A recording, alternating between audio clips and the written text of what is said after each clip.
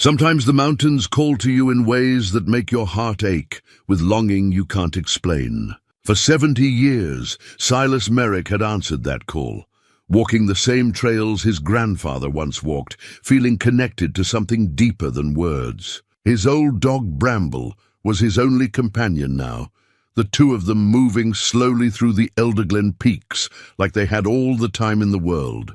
Then one morning, Bramble stopped cold before a massive boulder and started barking. The stone was split down the middle, showing a dark opening.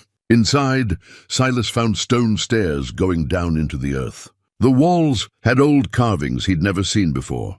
But what he discovered in that hidden chamber changed everything.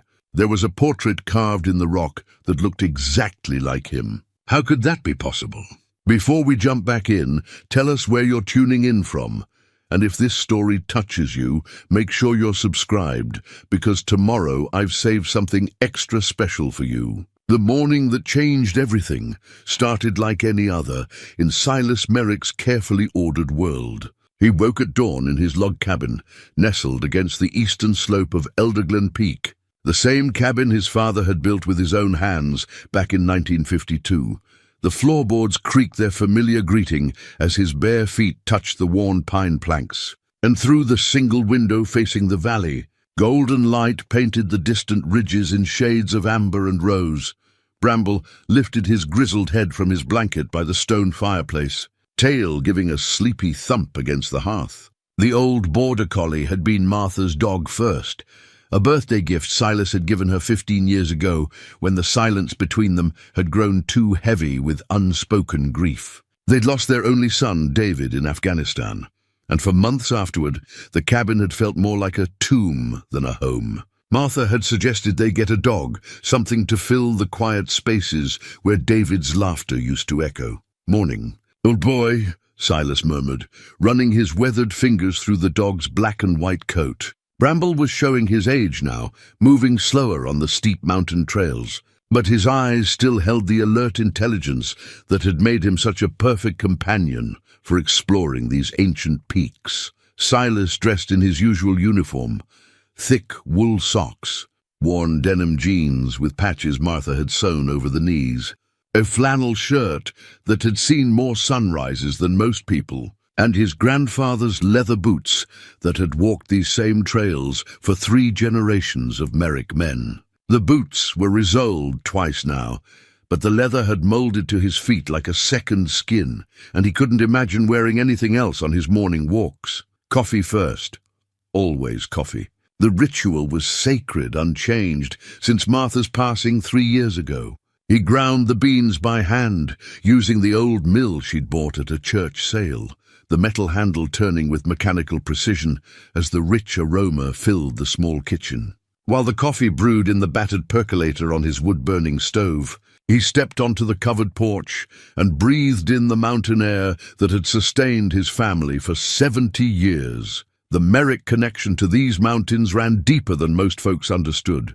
His grandfather, Ezra Merrick, had arrived here in 1955 with nothing but a deed to 40 acres and a determination to live life on his own terms. Ezra had been a man of few words but strong convictions, someone who believed that the modern world was moving too fast and losing touch with the things that really mattered.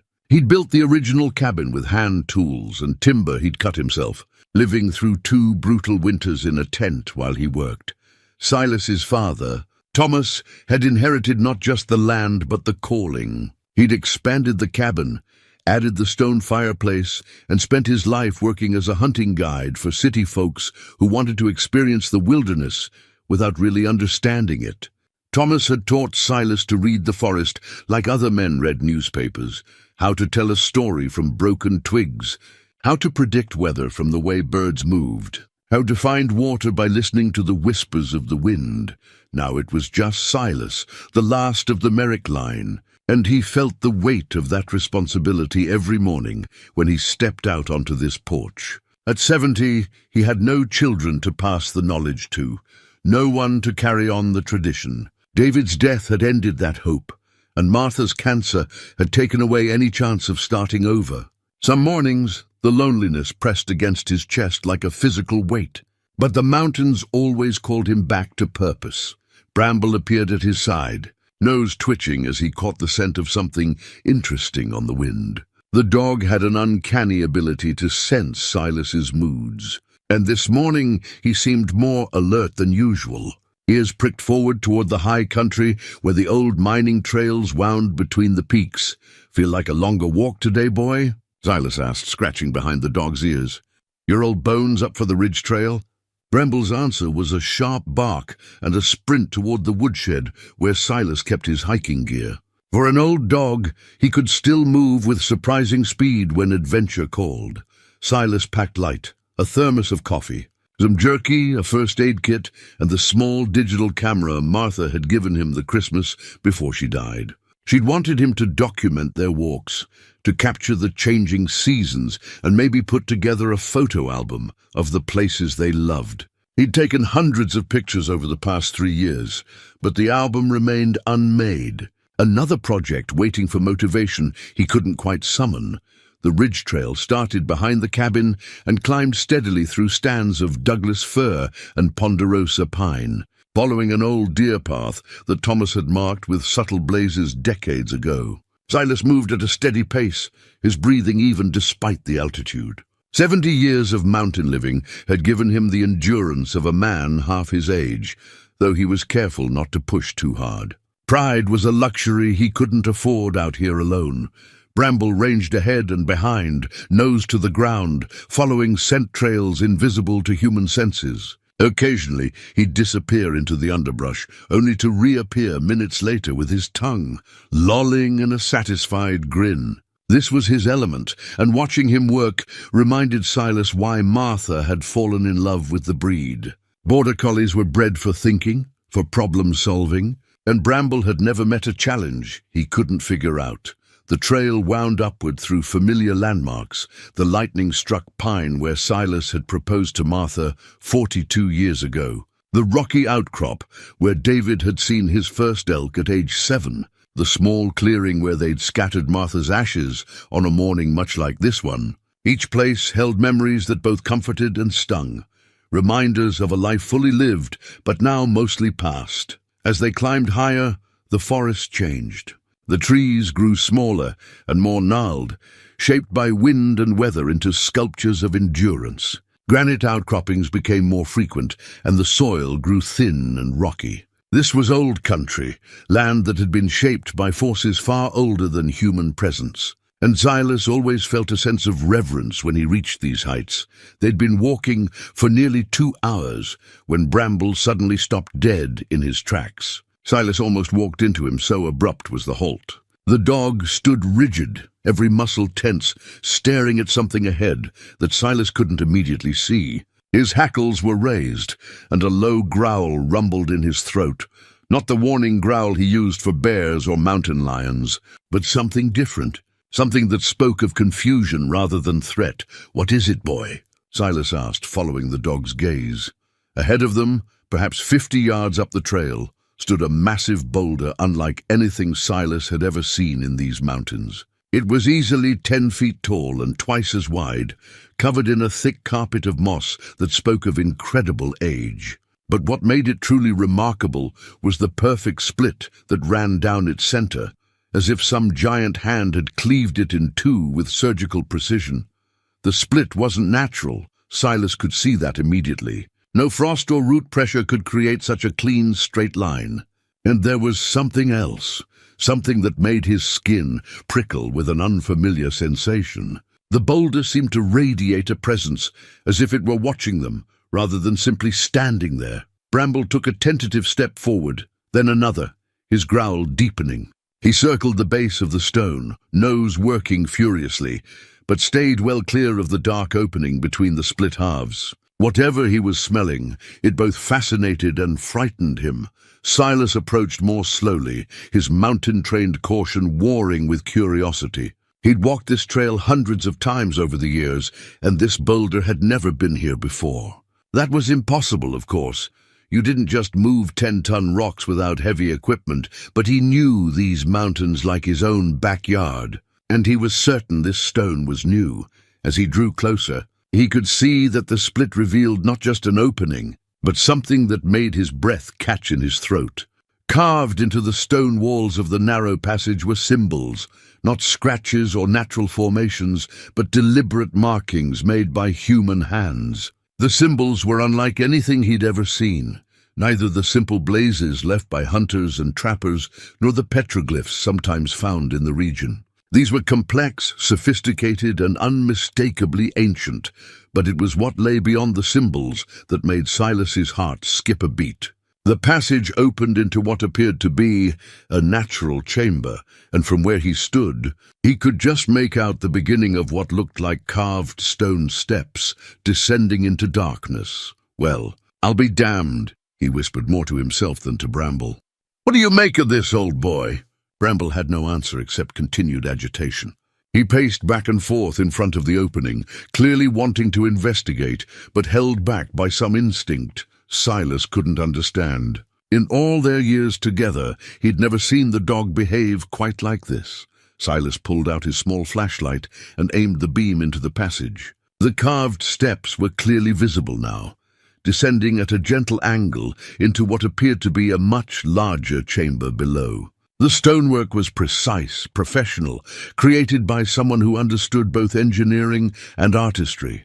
This wasn't the rough work of miners or the utilitarian construction of early settlers. This was something far older and more sophisticated.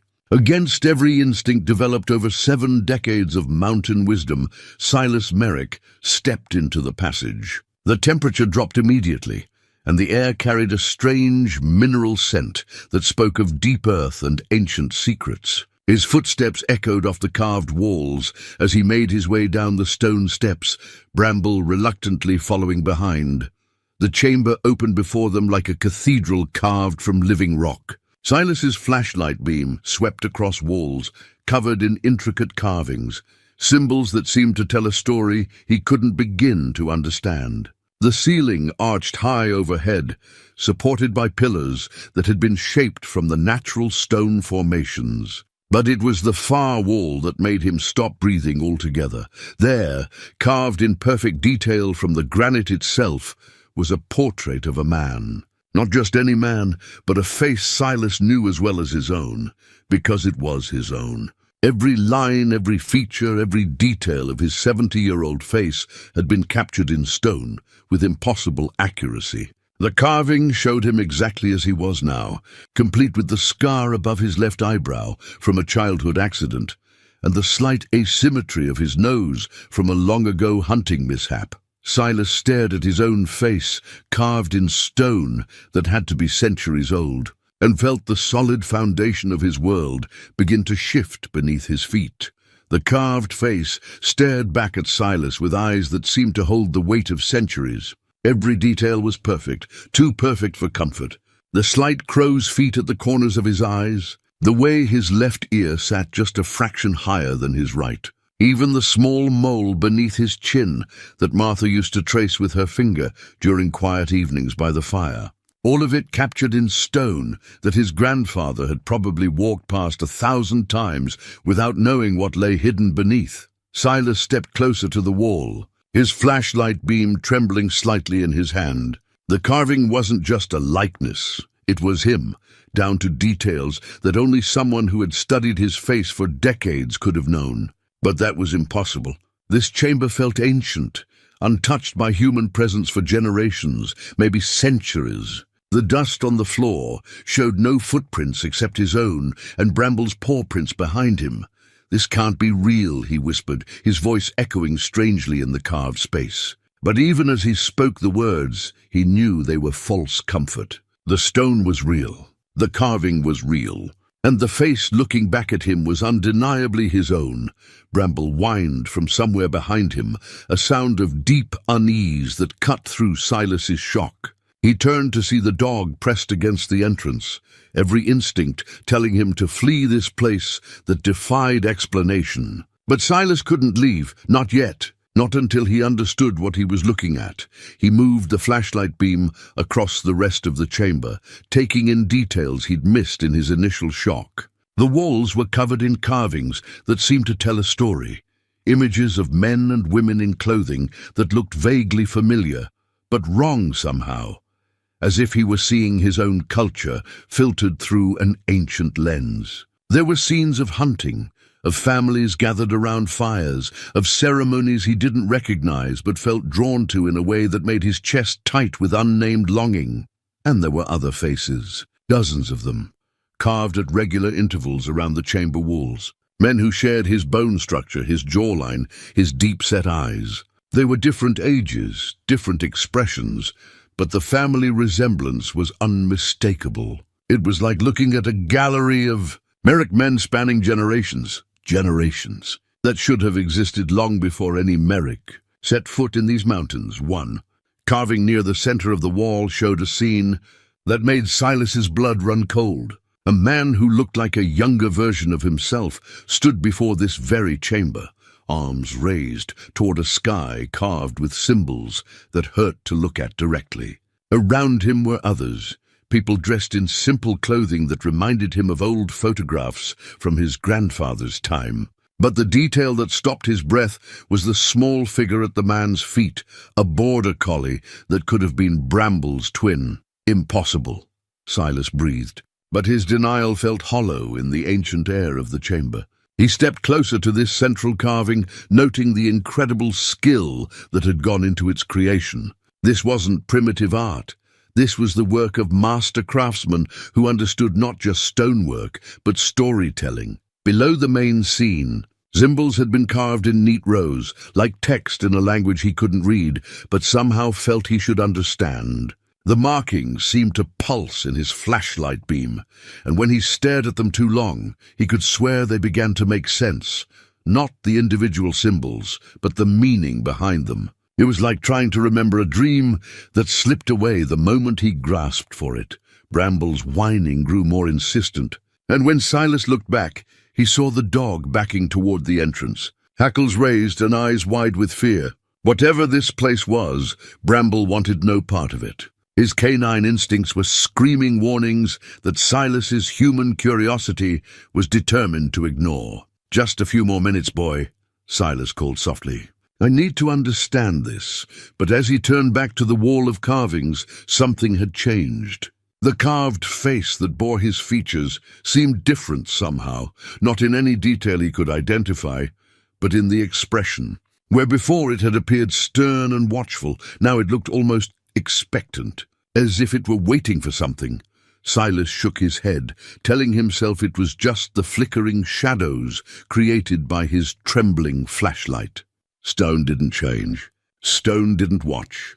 Stone certainly didn't express emotion. But as he stood there in the ancient chamber, surrounded by images of men who shared his blood but couldn't possibly be his ancestors, he felt the solid certainties of his world continuing to crumble. A sound echoed through the chamber, not from Bramble, but from somewhere deeper in the stone. It was barely audible, more felt than heard, like the mountain itself was sighing. Silas froze, listening intently, but the sound didn't repeat. Still, it left him with the unmistakable feeling that he wasn't alone down here, that something vast and patient was aware of his presence. He moved to another section of the wall, where the carvings seemed newer somehow, though still impossibly ancient. Here were scenes he didn't recognize, but that felt familiar anyway. Rituals involving fire and stone, gatherings of people who looked like they belonged to his bloodline, ceremonies that spoke of connections between the living and something far older than human memory. One carving in particular drew his attention.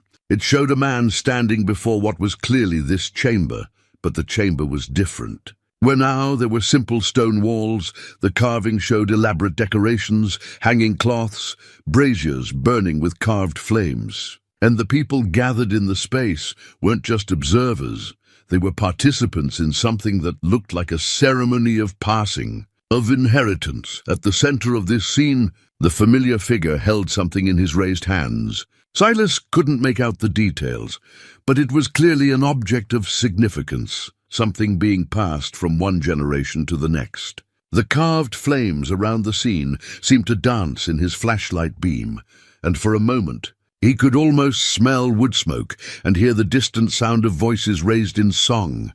The feeling of being watched grew stronger. Silas turned slowly, sweeping his light around the chamber, but saw only his own footprints in the dust, and Bramble pressed against the entrance like a sentinel. Yet the sensation persisted, not threatening exactly, but intensely aware, as if the mountain itself was taking his measure, deciding whether he belonged here. "Who were you people?" he asked aloud, his voice echoing off the carved walls. "And why do you look like me?" The question hung in the ancient air, unanswered but somehow acknowledged. Silas had the strange feeling that the chamber was listening, that his words had been heard and filed away by something that had been waiting a very long time for someone like him to arrive. He moved to examine more of the carvings, but as he did, Bramble's whining escalated to an urgent bark. The dog was backing up the stone steps now, clearly wanting to leave this place far behind. His canine wisdom was probably better than Silas's human curiosity, but leaving felt impossible. This chamber held answers to questions he hadn't even known he was asking. Still, Bramble's distress was real, and after 70 years in these mountains, Silas had learned to trust animal instincts. He took one last long look at the carved face that mirrored his own, committing every detail to memory, then reluctantly followed his dog up the stone steps and back into the morning light. Outside the boulder, the normal world reasserted itself with almost painful intensity. The sun was warm on his face, birds sang in the trees, and a gentle breeze carried the familiar scents of pine and wildflowers. It was as if the past hour had been a dream, except for the trembling in his hands and the way Bramble pressed close against his legs, seeking comfort. Silas looked back at the split boulder, noting how perfectly it hid the entrance to the chamber below. From the outside, it looked like nothing more than an interesting geological formation, the kind of thing a hiker might notice in passing, but not investigate. Only someone who approached from exactly the right angle would see the passage between the split halves. And yet Bramble had found it, had led him directly to it, as if guided by some instinct older than training. The dog was calmer now in the sunlight, but he kept glancing back at the boulder with obvious unease. "What do you think, old boy?" Silas asked, kneeling to scratch behind Bramble's ears. "Should we tell someone about this?" But even as he asked the question, he knew the answer. Who would believe him? Who would understand what they'd found without thinking he was a crazy old man who'd spent too many years alone in the mountains? The carved portrait alone would be dismissed as coincidence or imagination, and he had no way to prove what he'd seen. No, this discovery would have to remain his secret, at least for now. He needed time to think, to try to understand what the carvings meant and why they existed. He needed to research his family history more carefully, to see if there were connections he'd missed or stories that had been forgotten over the generations. But as Silas and Bramble made their way back down the mountain trail, he couldn't shake the feeling that his life had just changed in ways he couldn't yet comprehend. The chamber existed, the carvings were real, and somewhere in those ancient symbols lay the key to understanding not just his family's past, but his own purpose in a story that was far from over. The walk back to the cabin passed in a haze of disbelief and mounting questions. Silas found himself stopping every few hundred yards, turning to look back toward the ridge, where the boulder waited in its ancient silence. Each time, Bramble would pause with him, ears pricked forward, as if he too could feel the pull of that impossible place. By the time they reached the cabin, the sun had climbed high enough to cast sharp shadows through the pine trees. Silas's coffee had long since grown cold in his thermos, but the thought of drinking anything seemed absurd when his mind was spinning with images of carved faces that shared his features. He needed answers, and the only place to start looking was in the collection of family papers and photographs that Martha had so carefully organized during her final years. "Stay close, boy," he told Bramble as they climbed the porch steps. The dog needed no encouragement. He seemed reluctant to let Silas out of his sight after their discovery in the chamber. inside the cabin, Silas went straight to the old cedar chest that sat beneath the front window. Martha had spent months during her illness organizing their family history, sorting through boxes of papers that had accumulated over 3 generations of Merrick men. She'd said it was important to preserve the stories, to make sure their history didn't die with them. At the time, Silas had thought it was just something to keep her busy during the long days of treatment. Now he wondered if she'd known something he didn't. The chest opened with the familiar scent of cedar and old paper. Inside, everything was neatly organized in manila folders with Martha's careful handwriting on the tabs. Ezra Merrick, 1920-1989. Thomas Merrick, 1945-2010. David Merrick, 1985-2007. And at the back, a folder marked Family History, Unknown Origins. Silas had never paid much attention to that last folder. The present had always seemed more important than the past, and mountain life demanded focus on immediate concerns like weather, wildlife, and the practical matters of survival. But now he pulled it out with hands that trembled slightly, remembering the carved faces in the chamber that seemed to span generations of his bloodline. The folder contained photocopies of documents Martha had requested from various historical societies and government offices. Birth certificates, immigration records, land deeds, and census data stretching back to the late 1800s. There were also several old photographs, some so faded they were barely recognizable, and a few handwritten letters in script so elaborate it was difficult to read. Silas spread the contents across the kitchen table and began to piece together a story he'd never bothered to learn. Ezra Merrick, his grandfather, hadn't been the first Merrick in these mountains, as family legend claimed. According to a land deed dated 1887, a man named Jeremiah Merrick had owned property in the same valley 68 years before Ezra arrived. The deed was signed in a firm hand that looked remarkably similar to Silas's own handwriting. Jeremiah, Silas murmured, testing the name. He'd never heard it mentioned in any family stories. Yet here was clear evidence that Merricks had been in this area much longer than anyone had known. Why had Ezra never mentioned an earlier family connection to the land? A photograph tucked behind the deed made his breath catch. It showed a man standing in front of what looked like a mining operation, with several other workers gathered around equipment Silas didn't recognize. The man in the center bore such a strong resemblance to the Merrick men that he had to be family, but it was the landscape behind him that made Silas's hands shake. The distinctive twin peaks in the background were unmistakable. This photograph had been taken somewhere very close to where Silas had found the chamber. He flipped the photograph over and found faded handwriting. J. Merrick and Crew, Elder Glen Mine, 1889. Below that, in different ink, someone had added, last known operation before the incident. What incident? Silas asked aloud, but the photograph offered no answers. Bramble, who had been lying quietly by the fireplace, raised his head at the sound of his master's voice. The dog's expression was alert, almost as if he understood that important things were being discussed. Silas returned to the documents, searching for any mention of this mysterious incident. Most of the papers dealt with routine matters, property transfers, tax records, census information. But near the bottom of the pile, he found a newspaper clipping that had been carefully preserved between 2 pieces of cardboard. The headline read, Elder Glen mining operation abandoned after unexplained events. The article was dated September 15, 1889, and the text was challenging to read due to the old-fashioned printing and faded ink. But as Silas worked through it slowly, a story emerged that made his skin crawl with recognition. According to the newspaper account, Jeremiah Merrick's mining operation had been proceeding normally when workers reported strange sounds coming from deep within the mountain. The sounds were described as unnatural voices and hollow singing that seemed to echo from chambers that shouldn't have existed.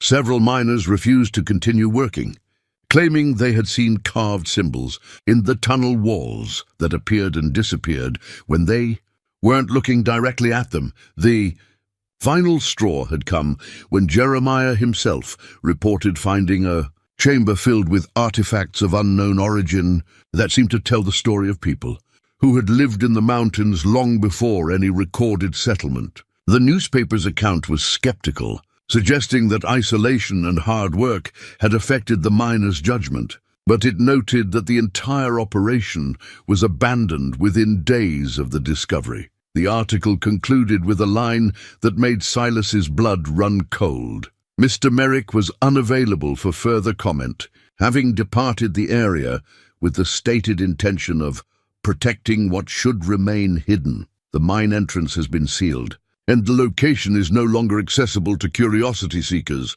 Silas set the clipping down with trembling hands. Jeremiah Merrick had found the chamber in 1889, had seen the same carvings, the same impossible portraits, and instead of investigating further, he had sealed the mine and disappeared, leaving behind only cryptic warnings about protecting hidden things. But if the chamber had been sealed in 1889, how had Silas been able to access it today? The boulder above the entrance showed no signs of recent disturbance, no indication that it had been moved or manipulated.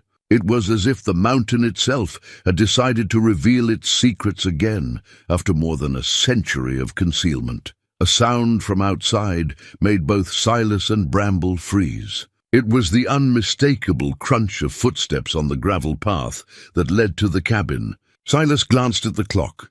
Nearly noon, too early for any scheduled visitors, and too remote for casual hikers to wander by accident. He gathered the papers quickly, stuffing them back into the folder with uncharacteristic haste.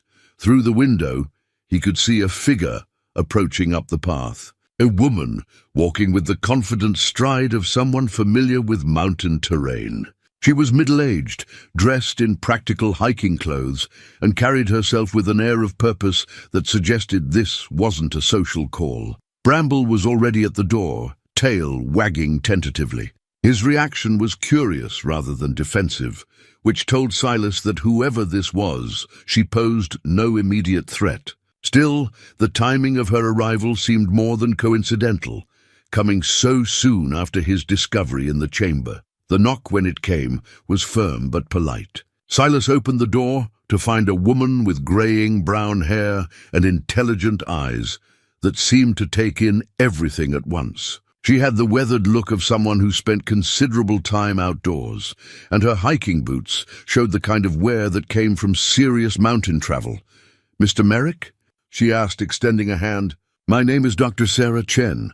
I'm an archaeologist with the State Historical Society. I was wondering if we could talk about your family's connection to this area.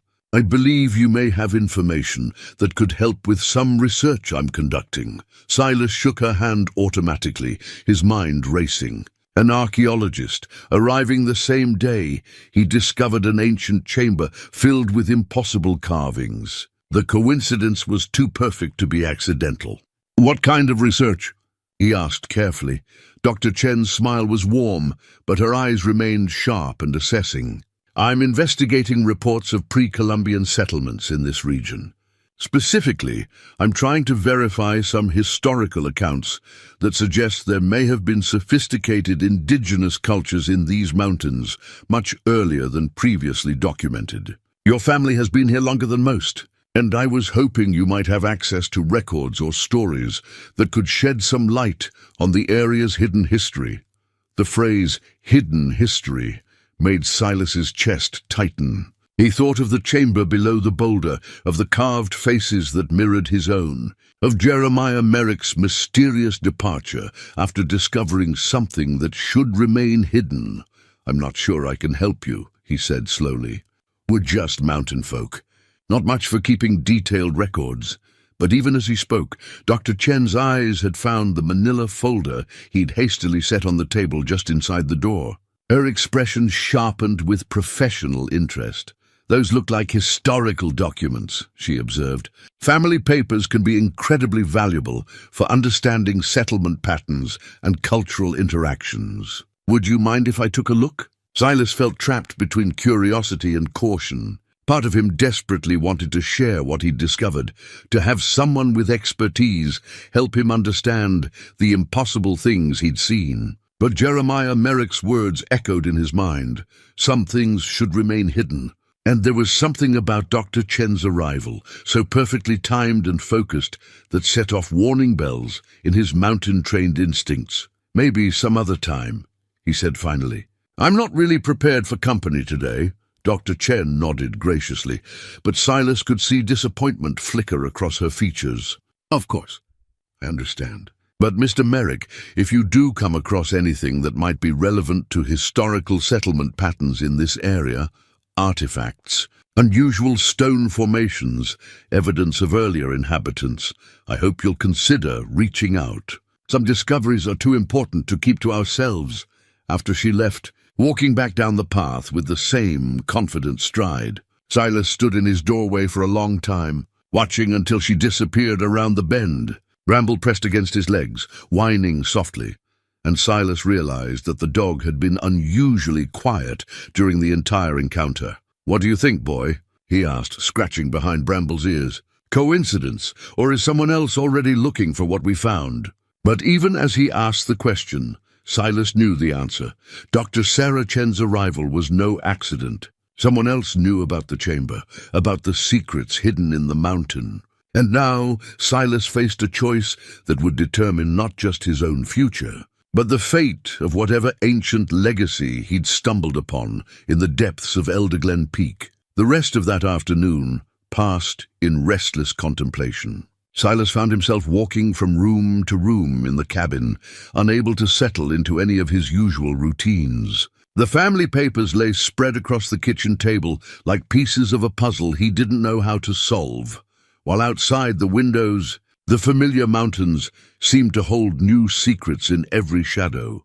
Dr. Chen's visit had unsettled him more than he wanted to admit. Her timing was too perfect, her questions too specific, and her professional interest in pre-Columbian settlements too closely aligned with what he'd discovered in the chamber. But what troubled him most was the feeling that she'd been watching him carefully, evaluating his responses for signs of hidden knowledge. Bramble seemed to share his unease. The dog had been restless since the archaeologist's departure, moving from window to window as if keeping watch for unwelcome visitors. Every small sound from outside, the settling of the cabin's old timbers, the rustle of wind through pine needles, brought his head up in alert attention. As evening approached, Silas made a decision. He needed to return to the chamber, to study the carvings more carefully and search for clues that might explain the connection between his family and the ancient people who had created that hidden space. The family papers had given him names and dates, but they hadn't answered the fundamental question of why Merrick faces appeared carved in stone that predated any known settlement in the area. He waited until full darkness before preparing for the journey. If Dr. Chen or anyone else was monitoring his movements, a nighttime expedition would be harder to track. He packed a more powerful flashlight, fresh batteries, the digital camera Martha had given him, and a notebook for recording observations. Most importantly, he included a measuring tape and a piece of paper for making rubbings of the carved symbols. "You up for another adventure, boy?"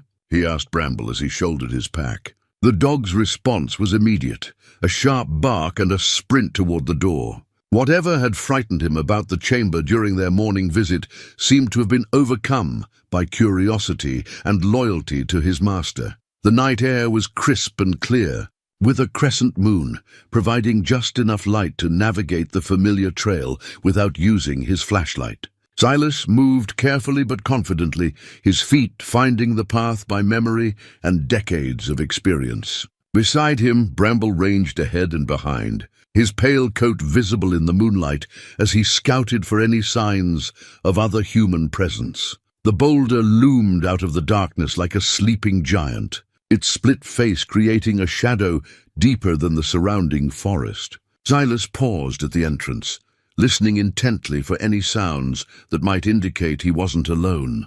But the mountains were quiet, except for the distant call of an owl and the whisper of wind through the trees. Inside the passage, He switched on his flashlight and immediately felt the familiar drop in temperature.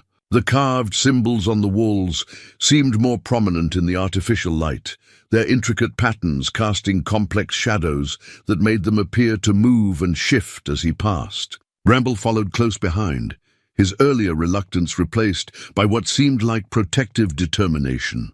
The chamber opened before them exactly as it had that morning, but something felt different. The air seemed charged with expectation, and the carved faces on the walls appeared more lifelike in the steady beam of his powerful flashlight. Silas moved directly to the portrait that bore his features, studying it with the careful attention of someone trying to solve a mystery that might define the rest of his life. The craftsmanship was extraordinary. Every line had been carved with precision and artistry that spoke of both technical skill and deep emotional investment. This wasn't just a portrait, it was a memorial, a testament to someone who had been important enough to warrant such elaborate commemoration. But the face was unquestionably his own, complete with details that should have been impossible for ancient craftsmen to know. Silas began taking photographs, documenting every angle and detail. The camera's flash illuminated the chamber in stark white light, revealing nuances in the carvings that his flashlight had missed. In some of the photos, he could see connections between different wall sections, as if the entire chamber told a single, complex story that spanned the carved surfaces. Moving to the central scene that had caught his attention earlier, he studied the figure who looked like a younger version of himself. The man was clearly conducting some kind of ceremony, his arms raised towards symbols that hurt to look at directly. Around him, the gathered people showed expressions of reverence and anticipation, as if they were witnessing something of tremendous significance. And there, at the ceremonial figure's feet, was the border collie that could have been Bramble's ancestor. The dog in the carving wore the same alert expression, the same intelligent eyes, even the same distinctive white blaze down the face that marked Bramble's lineage. The coincidence was impossible to dismiss as mere artistic license. Silas knelt beside the actual Bramble, comparing the living dog to his carved counterpart. "What's your story, old boy?" he whispered. "Did Martha choose you by accident, or was there something else drawing us together?" Bramble's only response was to press closer to Silas's side, as if sensing the weight of the questions being asked. But his presence was comforting, a reminder that whatever mysteries surrounded them, they faced them together. Working systematically around the chamber, Silas made rubbings of the symbol-covered text sections. The markings transferred clearly to paper, creating a record he could study later in better light. Some of the symbols seemed familiar in a way he couldn't explain, as if they triggered memories that weren't quite his own. Others remained completely alien, complex geometric patterns that seemed to shift and change when he wasn't looking directly at them. Near the back of the chamber, in a section partially hidden by natural stone formations, he discovered something that made his heart race. A small alcove had been carved into the wall, and inside it sat what appeared to be an artifact, a stone tablet covered in the same mysterious symbols, but clearly meant to be portable. Unlike the wall carvings, this tablet showed signs of handling, its edges worn smooth by countless touches. Silas reached for the tablet, then hesitated. Taking artifacts from archaeological sites was both illegal and ethically questionable. But this wasn't an official archaeological site. As far as he knew, he was the only person who had entered this chamber since Jeremiah Merrick in 1889, and if Dr. Chen's visit was any indication, others were already searching for exactly this kind of evidence. The decision made itself. Silas carefully lifted the tablet from its alcove, noting its surprising weight and the way it seemed to warm under his touch. The symbols on its surface were deeper than those on the walls, carved with deliberate emphasis as if they contained particularly important information. He wrapped it carefully in a spare shirt from his pack, protecting it for the journey back to the cabin as he prepared to leave, taking a final set of photographs to document the chamber's condition. Something made him turn back toward the wall with his portrait. In the harsh light of the camera flash, he could have sworn the carved face had changed again, not in any detail he could identify, but in expression. Where before it had seemed watchful and expectant, now it looked almost satisfied, as if his decision to take the tablet had been exactly what it was waiting for. Getting fanciful in your old age, Silas told himself, but his voice lacked conviction. Nothing about this place followed normal rules, and after everything he'd seen, he was no longer certain what was possible and what wasn't. The journey back to the cabin passed without incident, but Silas found himself glancing over his shoulder repeatedly, feeling watched by eyes he couldn't see. Bramble seemed to share his unease, staying closer than usual and pausing occasionally to look back toward the hidden chamber. Inside the safety of his cabin, Silas unwrapped the stone tablet and set it on the kitchen table beside the family papers. The contrast was striking. Centuries of mundane records of births, deaths, and property transfers, next to an artifact that seemed to pulse with ancient significance. The symbols on the tablet were clearly related to those he'd photographed in the chamber, but they were arranged differently, almost like a key or translation guide. As he studied the markings by lamplight, Silas began to see patterns he'd missed in the chamber's overwhelming environment. Some symbols repeated in specific combinations, suggesting a structured language rather than random decorative elements. Others seemed to be pictographic, representing objects or concepts through stylized images that gradually became recognizable as he learned to see them properly. One symbol in particular drew his attention, the simple design that appeared frequently throughout the tablet's text. It showed what looked like a mountain with a tree growing from its peak, and beneath it a simplified representation of a dog or wolf. The combination appeared at regular intervals, almost like a signature or identifying mark. Silas compared this symbol to the family documents spread across the table, looking for any similar markings in the historical records. What he found made his hands shake with excitement and fear. In the corner of Jeremiah Merrick's original land deed, barely visible in faded ink, was a small mark that the official recorder had probably dismissed as decorative flourish. But it was unmistakably the same symbol, mountain, tree, and dog, drawn with the same proportions and style as the carvings in the chamber. The implications were staggering. Jeremiah hadn't just discovered the chamber by accident while mining. He'd been drawn there by knowledge passed down through generations of Merricks. Knowledge encoded in legal documents and family traditions that had been forgotten over time. And now, more than a century later, Silas had been led to the same discovery by the same combination of circumstance and inheritance. But if the pattern held true, if each generation produced someone who would eventually find their way to the chamber, then his own discovery was just the beginning of something much larger. The tablet wasn't just a record of the past, it was instructions for the future, a guide for the next person in the bloodline to take up whatever responsibility the ancient people had left behind. Outside the cabin windows, the mountains stood silent under the star-filled sky, keeping their secrets as they had for generations. But Silas knew that silence was deceptive. The chamber was waiting. The artifacts held their knowledge ready to be unlocked. And somewhere in the symbols covering the stone tablet lay the key to understanding his family's true legacy.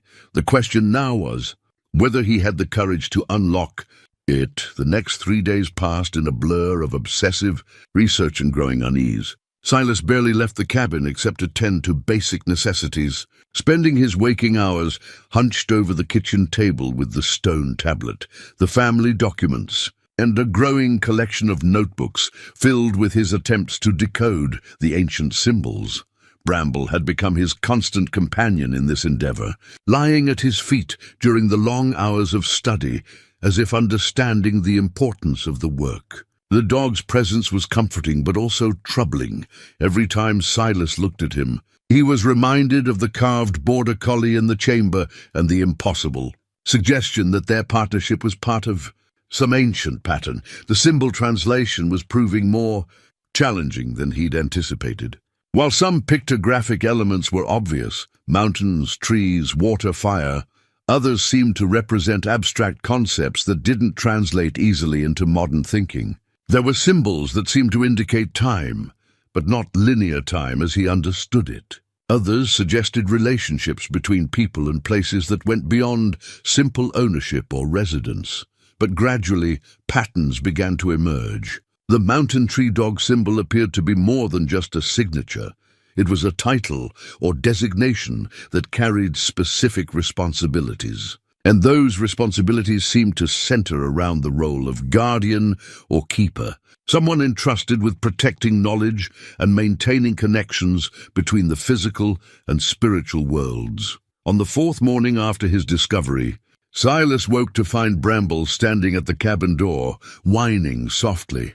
The dog's body language was tense, alert to something outside that demanded immediate attention. When Silas opened the door, he saw fresh tire tracks in the gravel drive and boot prints leading around the side of the cabin toward the storage shed. Someone had been here during the night, exploring his property with the confident movement of people who knew he was inside, but didn't care about being detected. The realization sent a chill through him that had nothing to do with the mountain air. His discovery was no longer secret, and whoever was interested in the chamber clearly had resources and determination. He followed the boot prints carefully, noting their size and pattern. Two people wearing hiking boots, but moving with the purposeful stride of professionals rather than casual visitors. They'd examined his shed, checked the windows of the cabin, and spent considerable time near the tree line where the trail to the ridge began. Most disturbing of all, they'd left clear signs of their presence, as if they wanted him to know they'd been there. Bramble followed the trail with obvious agitation, hackles raised and growling low in his throat. When they reached the spot where the intruder's tracks turned back toward the road, the dog barked once, sharply, then looked at Silas with an expression that clearly said they needed to leave this place. Back inside the cabin, Silas made a decision that went against every instinct developed over 70 years of mountain living. He couldn't stay here and wait for whoever was tracking him to make their next move. The tablet was too important, the chamber's secrets too significant to risk falling into the wrong hands. He needed to find someone he could trust, someone with the knowledge and resources to help him understand what he'd discovered. But first, he needed to protect the evidence. Working quickly, he photographed every page of the family documents, uploaded the images to Martha's old laptop, and stored copies on multiple flash drives. The stone tablet was more challenging. Its weight and fragility made it difficult to transport safely, but leaving it behind wasn't an option. He wrapped it carefully in layers of foam, padding from old electronics packaging, then secured it in a sturdy backpack. The most difficult decision involved the chamber itself. Should he try to seal it again, as Jeremiah had done in 1889? Or would that simply confirm to his pursuers that he'd found something worth hiding? In the end, he chose a middle path. He would leave the chamber accessible, but remove any obvious signs of recent visitation. Hoping that casual exploration wouldn't reveal its full significance, the journey back to the ridge took longer than usual. As Silas moved carefully to avoid leaving clear tracks while carrying the additional weight of his documentation equipment, Bramble ranged ahead, alert for any signs of other human presence. But the mountains seemed empty of everything except natural wildlife. At the chamber, Silas worked methodically to remove traces of his previous visits. He carefully brushed away footprints in the dusty areas, repositioned small rocks that had been disturbed, and used a soft cloth to clean camera flash residue from the carved walls. The work felt like sacrilege. He was erasing evidence of his own connection to this place, but he knew it was necessary. Before leaving, he took one final set of photographs, focusing on details he might have missed during his earlier visits. In particular, he documented the alcove where he'd found the tablet, noting the way it had been positioned and the wear patterns that suggested centuries of careful placement and removal. Someone had been maintaining this site long after its original creators were gone, treating it as a living shrine rather than a historical artifact. As he worked, Silas became aware of a subtle change in the chamber's atmosphere. The air seemed lighter somehow, less charged with the expectant tension he'd felt during previous visits. It was as if removing the tablet had released some kind of pressure, allowing the ancient space to rest in a way it hadn't been able to do while holding its burden of hidden knowledge. The realization troubled him. If the tablet's presence had been maintaining some kind of balance in the chamber, what would happen now that it was gone? And what responsibilities came with being its new keeper? Outside the boulder, Silas paused to study the entrance one more time. From this angle, the split in the stone looked entirely natural, the kind of geological formation that might catch a geologist's interest, but wouldn't necessarily suggest human modification. Unless someone knew exactly what to look for, the chamber would remain hidden. But as he prepared to leave, movement in the tree line below caught his attention. A glint of reflected light, too regular and bright to be natural. Someone was watching the ridge through binoculars, and they were positioned exactly where they'd have a clear view of the boulder and its surrounding area. Silas froze, his mind racing through options. Retreat up the ridge would leave him exposed on open ground with no cover. Moving down toward the tree line would take him directly toward whoever was watching. His best choice was to stay low and work his way around the boulder's base, using the massive stone as a shield while he looked for an alternate route down the mountain. Bramble seemed to understand the danger without explanation. The dog dropped to a crouch beside Silas, following his master's lead as they moved carefully around the boulder's perimeter. From this position, Silas could see more of the valley below, and what he saw made his blood run cold. There were at least 3 people positioned at different points around the mountain's base, all with equipment that suggested professional surveillance rather than casual hiking. They had him surrounded, or at least positioned to track his movements, no matter which route he chose to leave the area. But they'd made one crucial mistake. They were watching the obvious trails, the established paths that most hikers would use to ascend and descend the ridge. Silas had spent 70 years exploring these mountains, and he knew routes that didn't appear on any map. Emerald trails and creek beds that could provide concealment for someone who knew how to use them. Working slowly and carefully, he led Bramble away from the boulder along a narrow ledge that connected to an old deer trail. The path was treacherous, requiring careful foot placement and constant attention to loose rock, but it offered the advantage of natural camouflage from below. Anyone watching from the valley would see only undisturbed forest canopy. The descent took over an hour, moving at a pace that balanced speed with stealth. Several times, Silas heard voices or equipment sounds from the official trails, confirming that his pursuers were indeed conducting a coordinated search.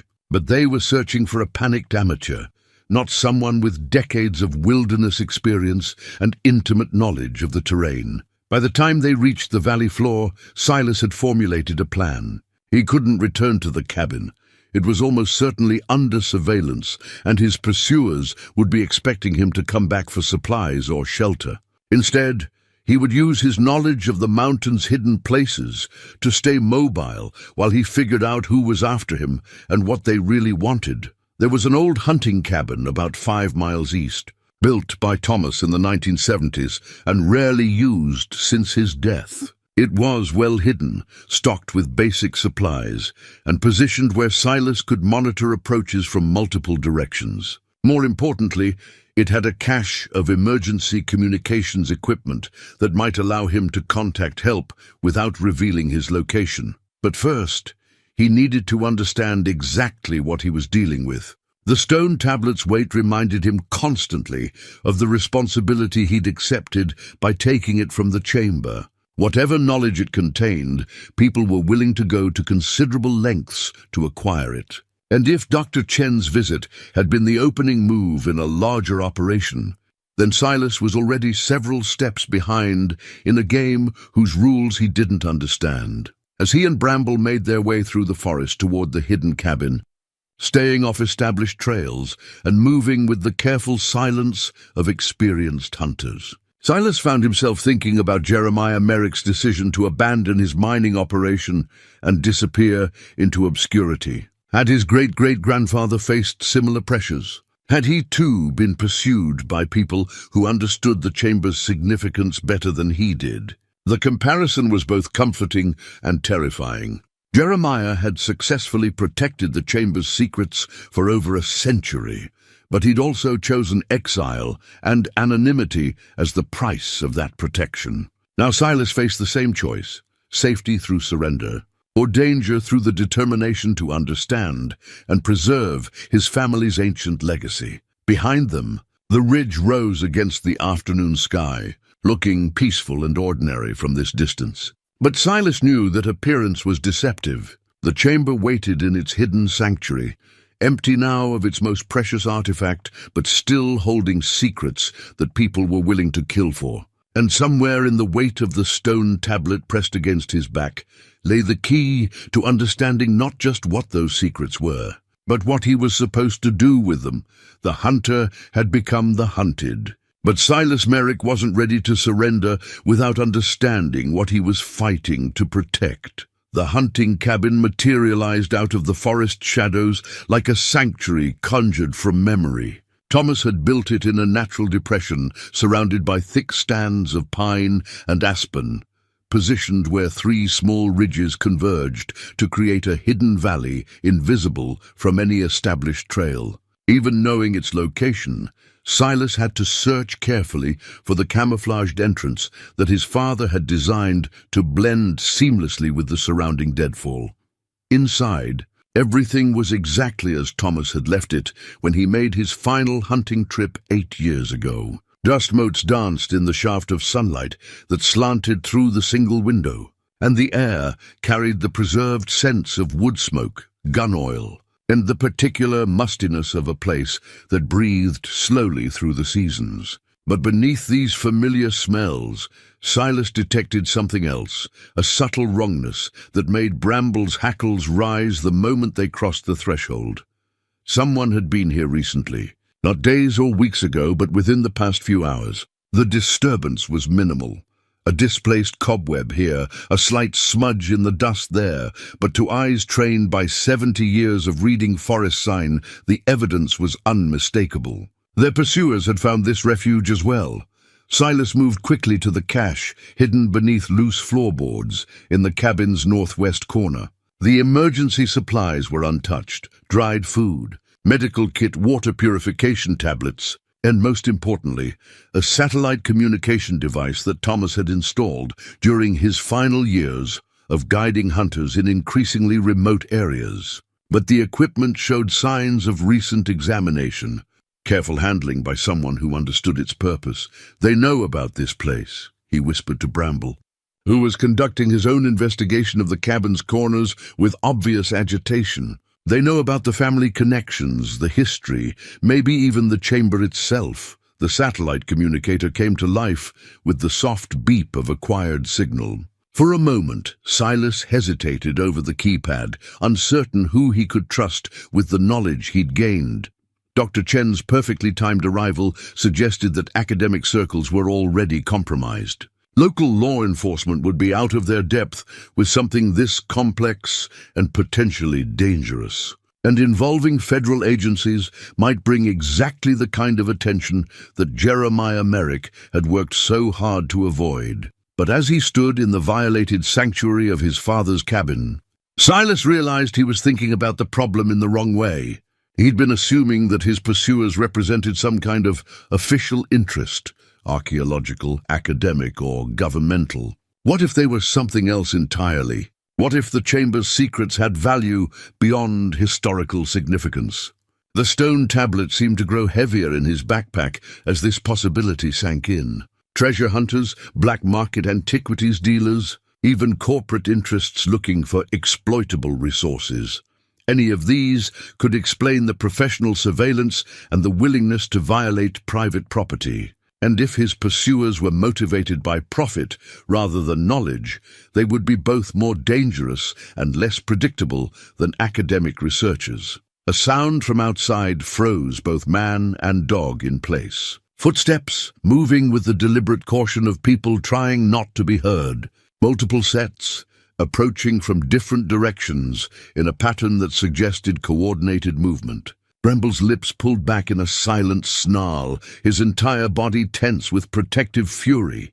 Silas moved to the window and peered through a gap in the curtains his father had hung decades ago. 3 figures were visible through the trees, dressed in dark outdoor clothing and moving with the disciplined precision of professionals. They carried equipment that looked military rather than academic. Communications gear, what appeared to be weapons, and detection devices he couldn't identify. This was no archaeological expedition. Whatever Dr. Chen represented, these people were something entirely different, a security team, perhaps, or private contractors hired to acquire the chamber's contents by whatever means necessary. The realization that he was dealing with people willing to use force changed everything about his situation. Moving as quietly as his 70-year-old joints allowed, Silas gathered the emergency supplies and stuffed them into his pack alongside the wrapped tablet. The cabin had served its purpose as a temporary refuge, but staying here any longer would mean certain capture. He needed to reach the deeper wilderness, places where technology and numbers counted for less than knowledge and experience. But first, he made a decision that went against every survival instinct. Using the satellite communicator, he composed a careful message to Martha's nephew in Denver, a park ranger who had the training to understand both the archaeological significance of his discovery and the practical danger he was facing. The message was deliberately cryptic, referring to grandfather's stories and family, artifacts in language that would make sense to someone who knew the Merrick history, but would seem like harmless family correspondence to casual interception.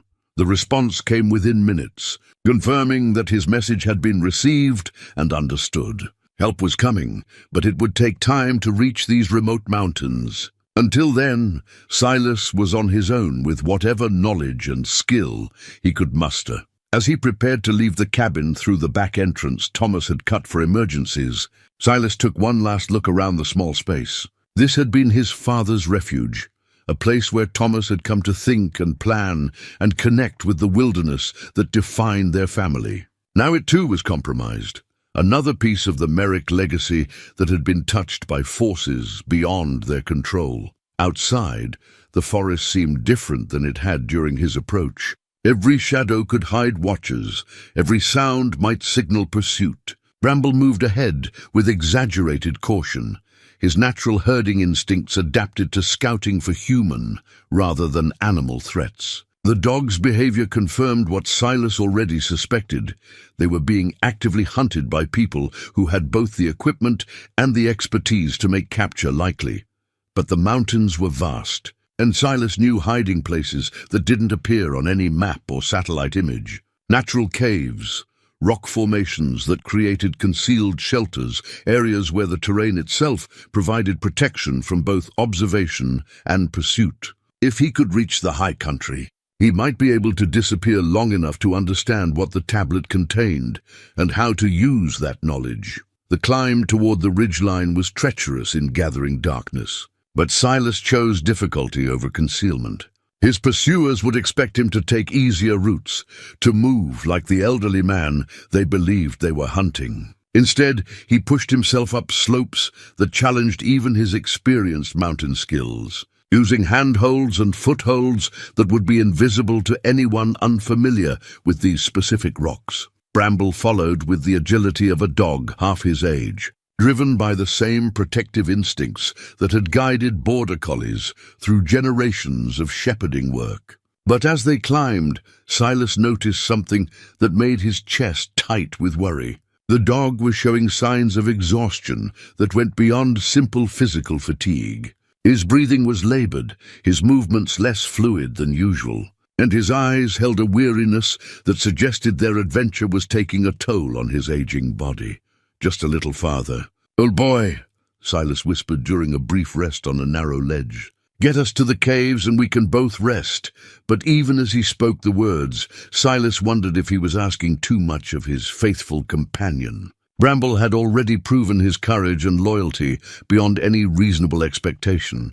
If continuing this flight put the dog at risk, was the tablet's knowledge worth that price? The answer came from the tablet itself, its weight a constant reminder of the responsibility he'd accepted when he removed it from the chamber. Whatever the ancient symbols contained, they represented knowledge that people had died to protect and preserve. Jeremiah Merrick had sacrificed his entire life to keep these secrets safe. Martha had organized the family papers as if she somehow knew they would be needed. Even Bramble's presence seemed part of a pattern that stretched back through generations.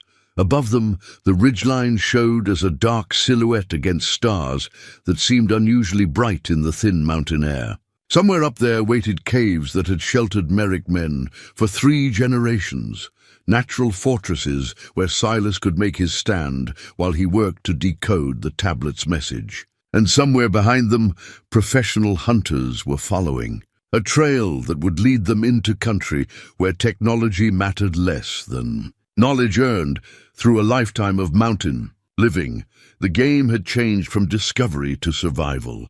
But Silas Merrick was far from beaten. He carried 70 years of wilderness experience, the accumulated wisdom of 3 generations of mountain men, and most importantly, the determination to protect something that transcended his own safety. The ancient people who had carved the chamber had trusted their knowledge to his bloodline. He would not be the generation that failed that trust. As they resumed their climb toward the high caves, Bramble pressed close to his master's side, and together they disappeared into the mountain darkness like ghosts. Seeking sanctuary in stone, the cave system that had sheltered 3 generations of Merrick men opened before them like a mouth, carved from living rock, hidden behind a curtain of twisted juniper and lichen-covered stone. The entrance was invisible unless approached from precisely the right angle, knowledge that Thomas had passed to Silas during their final hunting trip together, along with warnings about using this refuge only in the most desperate circumstances. Inside, the cave extended far deeper than its modest entrance suggested, branching into multiple chambers that provided both shelter and concealment. Silas led Bramble to the largest chamber, where his grandfather Ezra had cached supplies during the harsh winter of 1962, and where his father had hidden from game wardens during a territorial dispute in the 1980s. Now, it would serve as his command post while he worked to understand the tablet's secrets. By flashlight, Silas arranged his supplies with the methodical care of someone who understood that preparation might mean the difference between survival and capture. The stone tablet he placed on a flat rock formation that served as a natural table, unwrapping it carefully and setting up Martha's camera to document his translation attempts. The familiar weight of the ancient artifact seemed to anchor him, providing focus amid the chaos of pursuit and discovery. But as he began his first systematic examination of the tablet in this new environment, something extraordinary happened. The symbols seemed to respond to the cave's atmosphere, becoming clearer and more defined in the artificial light. What had appeared to be random decorative elements in the cabin's electric lighting now revealed themselves as interconnected passages of text, telling a story that made Silas's hands shake as he began to comprehend its implications. The tablet wasn't just a record of ancient people who had once lived in these mountains. It was a genealogy, a carefully maintained record of bloodlines and inheritance that stretched back not decades, but centuries. And at its center, traced through generation after generation of symbolic representation, was the unmistakable lineage of the Merrick family. But the genealogy revealed something that challenged everything Silas had believed about his family's history. The Merrick line didn't begin with European settlement or immigration records. It stretched back to the original inhabitants of these mountains, the people who had built the chamber and carved the portraits. Jeremiah Merrick hadn't discovered the site by accident while mining. He had been drawn there by ancestral memory, by genetic inheritance that predated any written history. The implications were staggering. Silas wasn't just a descendant of European settlers who had claimed mountain land. He was the heir to an indigenous bloodline that had been guardians of this place for countless generations. The chamber wasn't a historical curiosity. It was his ancestral shrine, maintained by his people for his people, passed down through a line of guardians who had protected its secrets even as the world changed around them. The portraits in the chamber weren't mysterious coincidences. They were records of previous guardians, men and women who had accepted the responsibility of protecting knowledge that couldn't be allowed to fall into the wrong hands. And the portrait that bore his face hadn't been carved in the past. It had been carved in anticipation of his eventual arrival, created by people who understood that bloodlines carried both genetic and spiritual inheritance. As this understanding settled into his consciousness, other pieces of the puzzle began falling into place. Martha's careful organization of family papers hadn't been random. She had been preparing him for this moment, gathering the documentation he would need to understand his heritage. Bramble's presence wasn't coincidence either. The Border Collie bloodline had been bred specifically to serve as companions to the Guardian line. Their intelligence and loyalty shaped by generations of selective breeding for this exact purpose. Even Dr. Chen's visit made sense now. She wasn't an archaeologist conducting random research. She was part of an organization that knew about the Guardian tradition, people who had been watching the Merrick line for decades, waiting for the moment when the current Guardian would emerge and claim his inheritance. But if Dr. Chen represented people who understood the tradition, who were the armed professionals now hunting him through the mountains? The answer came as Silas continued reading the tablet's genealogical record, tracing the complex relationships between Guardian families and the forces that had always opposed them. Throughout history, there had been those who sought to exploit the Guardian's knowledge for personal gain. The ancient wisdom preserved in places like the chamber represented power, understanding of natural forces, connections to spiritual realms, knowledge that could be translated into control over others. And throughout history, each generation of Guardians had faced the choice between protecting that knowledge and surrendering it to those who would misuse it. The tablet revealed that this conflict hadn't ended with the arrival of European settlers. If anything, it had intensified as technology made the ancient knowledge more valuable and more vulnerable. The Guardians had been forced to go deeper underground, to hide their activities behind the facade of ordinary family life while maintaining their sacred responsibilities in secret. Jeremiah Merrick's abandonment of his mining operation hadn't been cowardice. It had been the traditional Guardian response to exposure. When the sacred sites were threatened, the Guardian line disappeared, taking their knowledge with them and waiting for safer times to emerge. But each disappearance made the next generation more vulnerable. As family traditions were lost and ancestral memories faded, now Silas faced the same choice that had confronted every Guardian before him: preserve the knowledge by hiding it, or risk everything by trying to use it for its intended purpose. The tablet made clear that the chamber wasn't just a monument to the past. It was a working tool, a place where the ancient knowledge could be accessed and applied to contemporary problems. But using the chamber's power would require accepting his role as Guardian completely, abandoning the comfortable fiction of being just an ordinary mountain man and embracing responsibilities that stretched far beyond his personal safety. It would mean trusting in traditions he'd never been taught, relying on instincts he'd never acknowledged, and risking not just his own life, but the continued existence of knowledge that had been preserved for countless generations. As he sat in the cave that had sheltered his ancestors, surrounded by the weight of mountains that had witnessed ceremonies and traditions older than recorded history, Silas felt the fundamental shift in his understanding of self and purpose. He wasn't just Silas Merrick, aging mountain man with a faithful dog and fading memories of a deceased wife. He was the latest in an unbroken line of Guardians, inheritor of responsibilities that made his personal desires irrelevant. The sound of voices echoing from the cave entrance broke through his revelations like cold water. His pursuers had found the hiding place, probably through technology that could track the heat signatures of bodies in enclosed spaces. But they had made one crucial mistake. They were approaching the Guardian's sanctuary while the Guardian was finally awakening to his true nature. Silas looked at Bramble, seeing not just his beloved companion, but a partner bred for exactly this moment.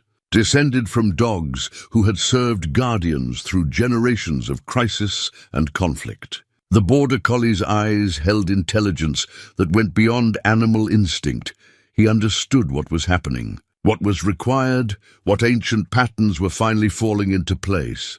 Time to see what we're really made of. "Old boy," Silas whispered, his voice carrying a confidence that surprised him. For the first time since discovering the chamber, he wasn't running from something he didn't understand. He was preparing to defend something he finally comprehended. The tablet had given him more than genealogy and history. It had provided specific instructions for activating the chamber's true purpose, for calling upon power that had been waiting dormant for over a century. The knowledge was dangerous. Misused, it could cause damage far beyond anything his pursuers imagined. But used correctly, by someone with the proper bloodline and training, it could protect not just the Guardian, but everything the Guardians had sworn to preserve. Outside the cave, boots scraped against stone, as professional hunters prepared to capture what they thought was a frightened old man with a stolen artifact. They had no idea they were about to confront a Guardian who had finally claimed his inheritance, supported by traditions that predated their technology by millennia. Silas Merrick was done running. It was time to discover what the mountains had been waiting for him to become, the transformation that began with understanding the tablet's true message, deepened as Silas prepared for what felt like an inevitable confrontation. Knowledge that had seemed abstract and historical suddenly became practical and immediate. The symbols on the tablet weren't just records of the past. They were instructions for accessing power that had been dormant in these mountains for over a century, waiting for the right Guardian to claim it. Working by the dim light of his flashlight, Silas studied the activation sequences described in the ancient text. The process was complex, requiring precise timing and specific actions that would connect the chamber's carved symbols to the natural energy patterns that flowed through the mountain itself. But more than technical knowledge, it required absolute faith in traditions he'd never experienced and abilities he'd never tested. The voices outside grew closer, accompanied by the subtle sounds of equipment being deployed and positions being established. His pursuers weren't amateurs. They moved with the disciplined coordination of a professional team, probably with communications gear, night vision equipment, and weapons designed for close-quarters operations. In any conventional confrontation, a 70-year-old man and an aging dog would have no chance against such opposition. But this wouldn't be a conventional confrontation. The tablet made clear that Guardians throughout history had faced similar odds, protecting ancient knowledge against forces that possessed superior numbers and technology. What had allowed them to succeed wasn't physical strength or modern weapons, but their connection to power sources that their enemies couldn't understand or predict. Bramble seemed to sense the change in his master's demeanor. The dog's earlier anxiety had been replaced by alert readiness, as if genetic memories were awakening alongside Silas's growing understanding of his heritage. When Silas began gathering specific items mentioned in the tablet's instructions, stones of particular composition, water from the cave's natural spring, even soil from specific locations, Bramble helped with the focused intelligence of a working partner rather than a pet. The preparation ritual described in the tablet was both simple and profound. It required the Guardian to acknowledge his connection to the ancestral line, to accept responsibility for protecting knowledge that transcended individual survival, and to open himself to guidance from those who had walked this path before him. As Silas spoke the words inscribed in stone symbols, translating them into spoken language for the first time in over a century. He felt the weight of generations settling on his shoulders, but alongside that weight came strength, not just his own, but the accumulated determination of every guardian who had ever stood in defense of this sacred trust. The chamber below wasn't just a repository of historical artifacts. It was a focal point for power that connected the mountain to forces older than human civilization, energies that could be channeled by someone who understood their proper use. The tactical situation was becoming clearer as voices and equipment. Sounds provided information about his pursuers, positions and intentions. They had surrounded the cave system, but were proceeding carefully, suggesting they wanted to capture rather than kill. That gave Silas both an advantage and a responsibility.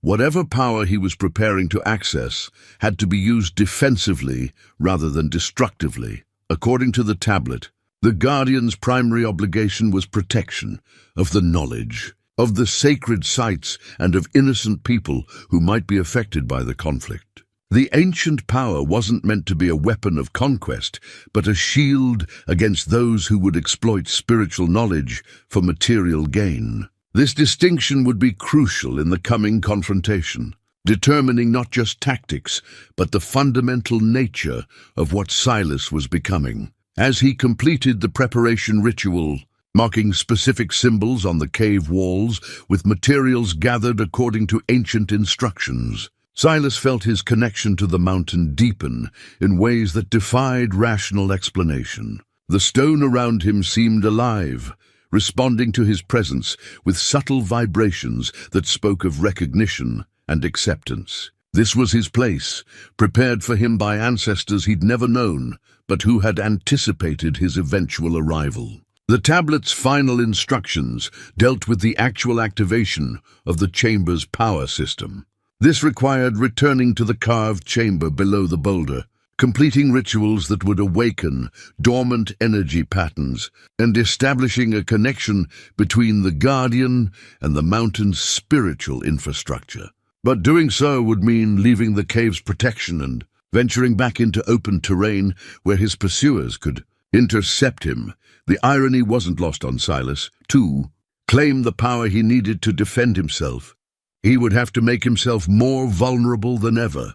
But that paradox was itself part of the Guardian tradition. True protection came not from hiding, but from accepting one's role in the larger pattern, trusting that the mountain itself would provide support for those who served its deeper purposes. Outside, the sounds of his pursuers had grown more organized and purposeful. Tactical radios crackled with coded communications, and the deployment of equipment suggested they were preparing for a coordinated assault on the cave system. Time was running out for preparation. Soon, Silas would have to choose between surrender and commitment to a path that would change everything about who he was and how he understood his place in the world. Bramble moved to his side, pressing against his leg with the solid warmth of absolute loyalty. The dog's presence reminded Silas that he wasn't alone in this transformation. The Border Collie bloodline had been bred specifically to support guardians, their intelligence and instincts shaped by generations of selective breeding for this exact purpose. Whatever happened next, they would face it together, as their ancestors had done for centuries. The tablet contained one final revelation that crystallized Silas's understanding of the stakes involved. The ancient knowledge preserved in the chamber wasn't just historical curiosity. It contained practical information about natural forces that could be catastrophically dangerous if misused.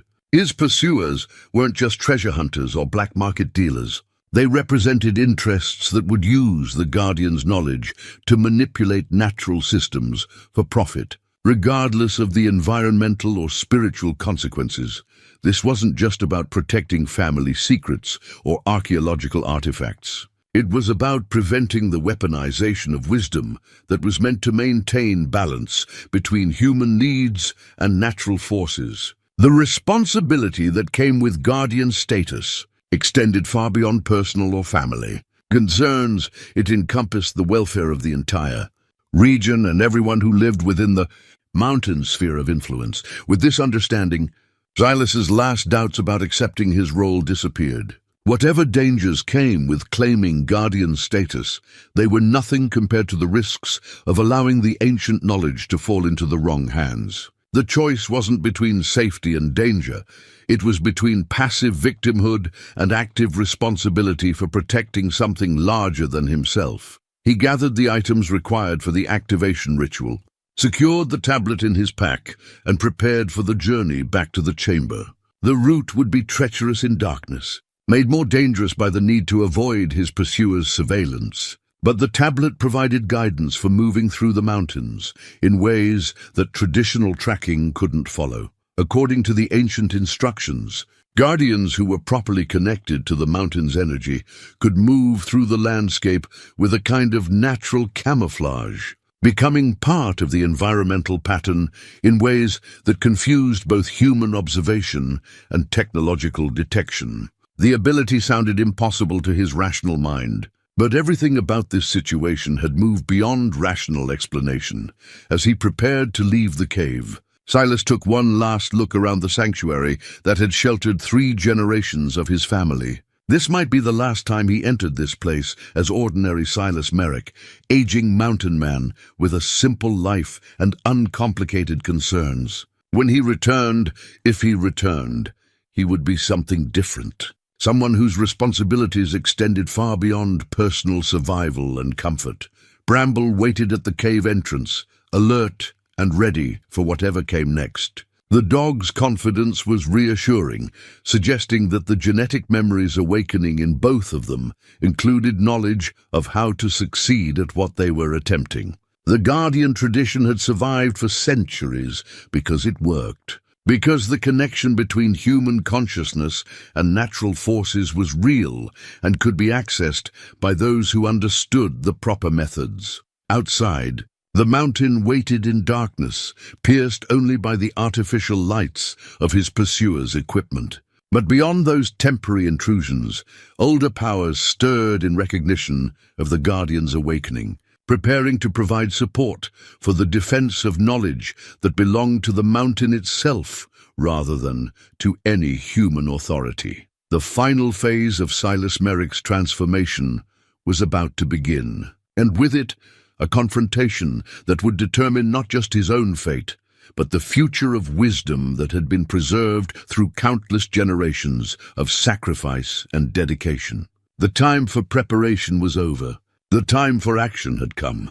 The journey from the cave to the chamber became something beyond ordinary travel. As Silas followed the tablet's instructions for moving through the mountain landscape, he found himself accessing knowledge that seemed to flow directly from the stone beneath his feet. The darkness that had seemed threatening now felt protective, and the terrain that should have been treacherous became familiar in ways that defied his 70 years of mountain experience. Bramble moved beside him with similar confidence, the dog's behavior suggesting that genetic memories were fully awakened now. They didn't follow traditional trails or use conventional navigation. Instead, they moved along paths that seemed to materialize as they walked, routes that felt ancient and purposeful, even though Silas had never seen them before.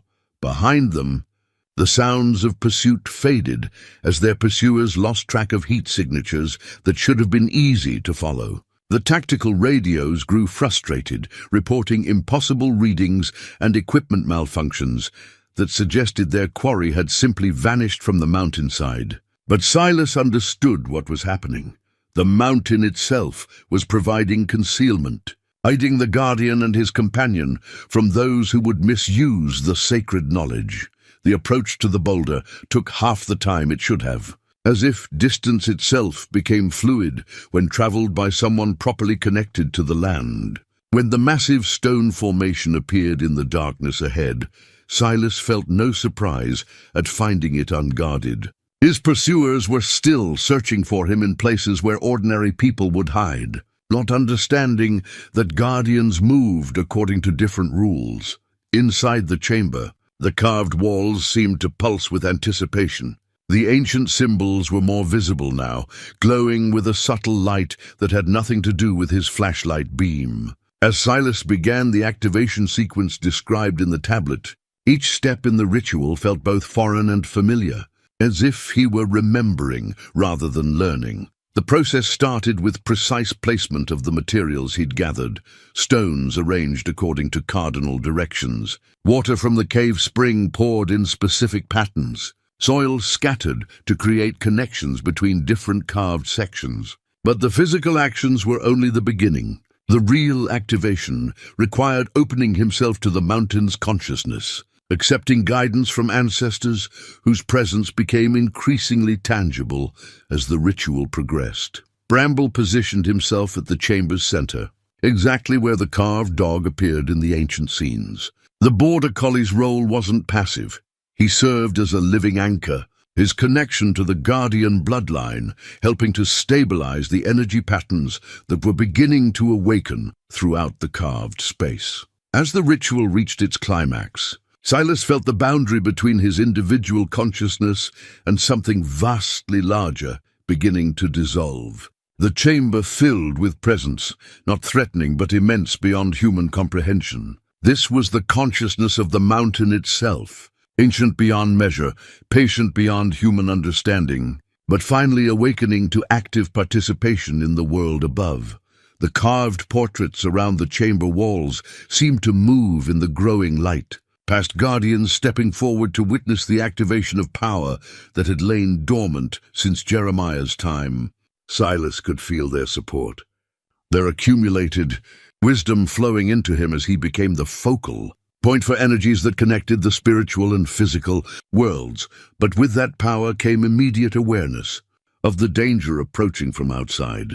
His pursuers had finally located the boulder, drawn by equipment that detected the energy emanations beginning to radiate from the awakened chamber. They were setting up positions around the entrance, preparing for an assault that would violate the sacred space with violence and greed. The mountain's response was immediate and decisive. The ground around the boulder began to shift, not violently but purposefully, creating obstacles that would channel the approaching team into patterns that served the Guardian's advantage. Trees that had stood for decades swayed without wind, their movements coordinated to block sightlines and disrupt communications. Even the air itself seemed to thicken, making movement difficult for those who approached with hostile intent. Through his connection to the mountain's consciousness, Silas could perceive his pursuers' positions and intentions with crystal clarity. Dr. Chen was among them, but she wasn't the leader. That role belonged to a man whose aura radiated the kind of focused ambition that would sacrifice anything for personal gain. They had come prepared for archaeological theft, not spiritual warfare, and their equipment was useless against forces they couldn't understand or detect. But the Guardian's power came with absolute restrictions. It could be used for protection and defense, but never for attack or conquest. The ancient wisdom that flowed through Silas made clear that any abuse of the mountain's energy would sever the connection permanently, leaving both Guardian and sacred sites vulnerable to future exploitation. This meant that the confrontation ahead would require finesse rather than force, strategy rather than overwhelming power. Silas had to find a way to neutralize the threat while preserving both the physical safety of his pursuers and the spiritual integrity of the Guardian tradition. It was a challenge that tested not just his newfound abilities, but his fundamental character as a man who had spent 70 years believing that most problems could be solved through honest work and straightforward action. The tablet provided guidance for this situation as well. Scenarios that previous Guardians had faced when forced to defend the sacred sites against those who would exploit them.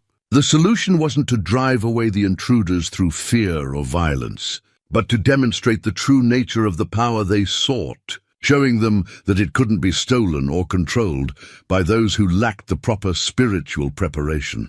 As voices echoed from the chamber entrance, Silas began the final phase of the activation ritual.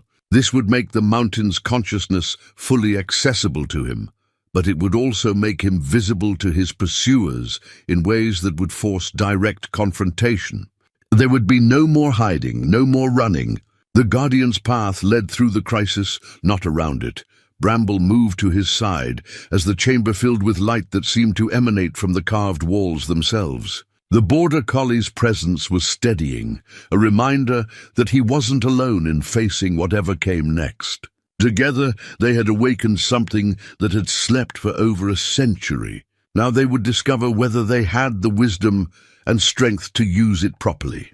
The first intruder appeared at the chamber entrance just as the ancient light reached its full intensity. The man descended the stone steps with tactical precision, night vision equipment scanning for threats, weapon ready for immediate use. But nothing in his training had prepared him for what he encountered in the depths of the mountain.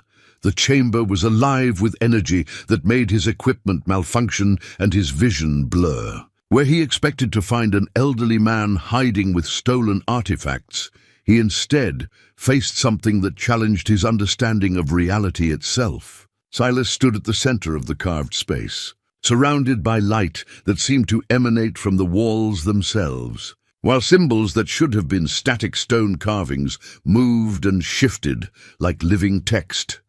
"Stay back," Silas commanded, his voice carrying authority that came from the mountain itself.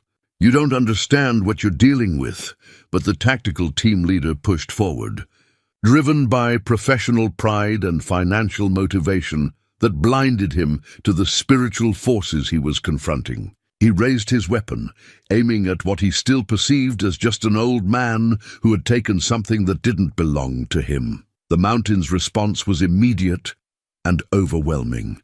The chamber filled with sound, not audible noise, but vibrations that resonated through bone and consciousness, carrying the accumulated weight of centuries of Guardian tradition. The carved walls seemed to press closer, and the ancient symbols blazed with light that spoke directly to the deepest levels of human awareness. Dr. Chen appeared at the entrance behind the team leader, her face pale with recognition of what they had stumbled into. Unlike her companion, she understood the significance of what she was witnessing, not just an archaeological discovery, but an active spiritual site where ancient traditions still held power. "Johnson, stand down," she ordered, but her voice was lost in the chamber's overwhelming presence. The team leader's equipment was failing completely now, his night vision useless in light that seemed to exist beyond the normal spectrum. His communications dead in an environment that responded to consciousness rather than technology. Silas felt the mountain's consciousness flowing through him, offering power that could end this confrontation decisively. He could collapse the chamber entrance, trapping the intruders until they agreed to respect the sacred site. He could project fear so intense that they would flee and never return. He could even reach into their minds and erase their memories of ever finding this place. But each of these options violated the fundamental principles of Guardian tradition. The power existed to protect and preserve, not to control or dominate. Using it aggressively would corrupt both the energy source and the Guardian who misused it, breaking a connection that had been maintained for countless generations. Instead, Silas chose the path of demonstration and education. With Bramble at his side, he began to show the intruders what they were truly dealing with, not treasure or exploitable resources, but living wisdom that demanded respect and understanding rather than possession. The chamber's walls began to tell their story in light and movement, showing the long history of guardians who had protected this knowledge. The carved portraits came alive, revealing the faces of men and women who had sacrificed personal comfort and safety to preserve something larger than themselves. Dr. Chen watched in amazement as centuries of carefully maintained tradition unfolded before her, while the team leader struggled to comprehend forces that his worldview couldn't accommodate. But the most powerful demonstration came when Silas opened his connection to the mountain fully, allowing the intruders to feel directly what Guardian consciousness entailed. For a brief moment, Dr. Chen and even the hardened team leader experienced the weight of responsibility that came with protecting ancient wisdom. the constant awareness of balance between human needs and natural forces, the burden of knowledge that could heal or destroy, depending on how it was used. The experience was transformative, particularly for Dr. Chen, who had spent her career studying ancient cultures without truly understanding their living connection to the land. She saw now that the chamber wasn't just a historical site, but an active spiritual center where the boundary between past and present dissolved into continuous tradition. Johnson, the team leader, was less receptive to spiritual awakening, but even his materialistic focus couldn't ignore the practical implications of what he was witnessing. Whatever power source operated this place, it was beyond anything his employers could harness or control. Trying to exploit it would be like attempting to bottle a hurricane or chain a mountain to serve human purposes. As the demonstration reached its conclusion, Silas felt the mountain's consciousness beginning to withdraw, leaving him once again simply human, but permanently changed by the experience. The choice of how to proceed now lay with the intruders. They could acknowledge what they had witnessed and retreat with respect, or they could persist in their exploitation and face consequences that no human authority could prevent. The chamber fell silent except for the sound of breathing and the distant drip of water from natural springs. In that silence, the future of the Guardian, tradition and everyone present would be determined by decisions made in the next few minutes. Dr. Chen was the first to break the profound silence that followed the chamber's demonstration. She lowered her equipment with trembling hands, her scientific training warring with spiritual experience that challenged everything. She thought she knew about the relationship between human consciousness and natural forces.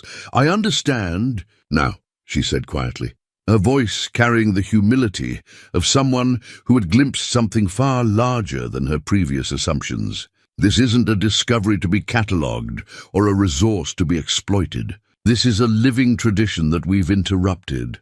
Johnson remained frozen in place, his weapon lowered, but his expression showing the confusion of someone whose worldview had been fundamentally shaken.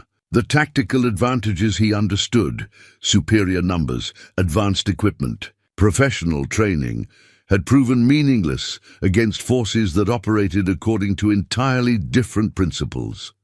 Silas felt the mountain's consciousness settling back into its usual patient watchfulness, leaving him fully human again, but permanently changed by the connection he'd experienced. The Guardian abilities remained accessible, but they no longer flowed through him automatically. He would need to choose when and how to access that power, and each choice would carry the weight of responsibility for protecting wisdom that transcended individual concerns. "The chamber has shown you what it chose to show you," Silas said, his voice carrying the calm authority that came from understanding his role in the larger pattern. "Now you have to decide what you'll do with that knowledge."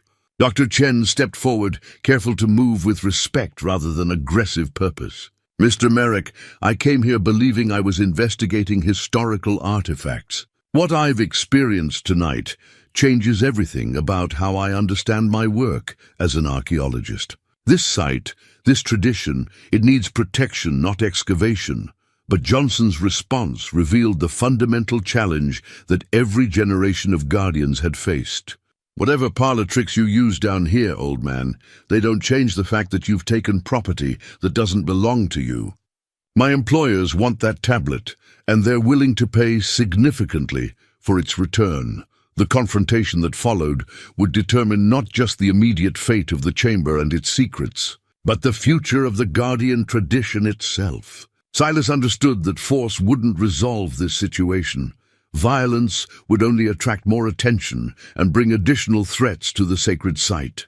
Instead, he chose the path that Guardians had used throughout history when faced with those who couldn't be educated or convinced. Working with the connection to mountain consciousness that remained available to him, Silas began a careful process of selective memory modification. Not erasure that would violate the free will that the Guardian tradition was meant to protect, but adjustment, shifting Johnson's recollections so that his search had led to empty caves and worthless stone formations rather than active spiritual sites. The process was delicate, requiring precise intervention that preserved Johnson's essential personality while removing the specific knowledge that made him dangerous to the chamber's security. Dr. Chen watched in fascination as the leader's expression gradually shifted from hostile determination to confused frustration, his memory of the chamber's demonstration fading like a dream that couldn't be retained upon waking. "There's nothing here," Johnson said finally, holstering his weapon with obvious disappointment. "Just empty caves and rock formations. Waste of time and resources." He turned to Dr. Chen with irritation. "Your intelligence was faulty. We're pulling out." As Johnson and his remaining team members departed, their equipment mysteriously functional again. Once they moved away from the chamber's influence, Dr. Chen remained behind.